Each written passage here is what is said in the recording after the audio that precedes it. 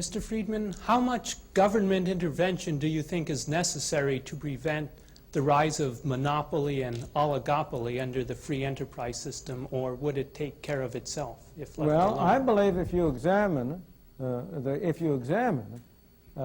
sources of monopoly and oligopoly, you will find that almost all those sources are government intervention. I think the situation is almost precisely the reverse. Let me put it in a very simple way. Suppose I were to ask this audience my favorite question along these lines. You have one law you can pass. Its only purpose is to reduce the extent of monopoly. That's its only purpose. You have one law.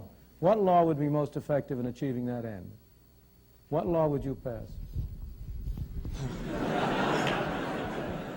I don't mean any gimmicks. You know, it's not going to be something in which you can have a law with 4,000 different parts. I'm not asking a very complicated question. What would you do? Limit the size of the market that they could. Well, that's one proposal, the limit is proposal. But you will agree with me, I'm sure, immediately that mine is a much better one. And that's free trade.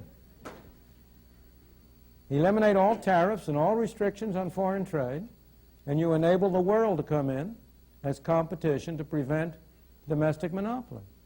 Wouldn't that do a great deal more good in preventing monopoly than would a limit on the size of enterprises with much less restriction in human freedom?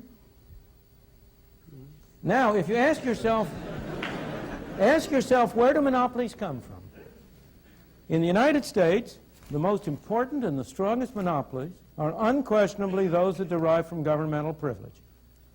The monopoly of a TV license granted by the government at a zero price. That's a source of monopoly privilege. It also has been a source of wealth for some notable Americans. The grant of a tariff protection. Would the steel industry in the United States have any kind of monopoly or oligopoly position if it weren't able to get government to impose restrictions on imports of foreign items and so on? Trade union monopolies. They get their strength and their support from Davis-Bacon Act, Walsh-Healy Act, other governmental measures that interfere with competition by others. It's very hard. In fact, I have tried to consider, and George Stigler is a greater authority on this than I, so maybe we ought to get him in to add to this, what private monopolies there are that have been able to maintain themselves over any long period of time without government assistance. And I have myself only been able to construct two. One is an international one, the De Beers diamond monopoly. It really is I don't understand it. Maybe George can tell us the answer. But it has been successful over a very long period. And the second was the New York Stock Exchange. Not more recently, because since 1934 it's had the help of the SEC. But before 1934, from about the Civil War to 1934, so far as I know, it had no government support, and yet it did maintain an effective monopoly.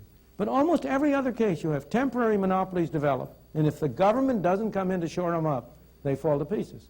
The railroads became a monopoly only because they were able to get the Interstate Commerce Commission established. Trucking is a monopoly because the ICC keeps out competitors.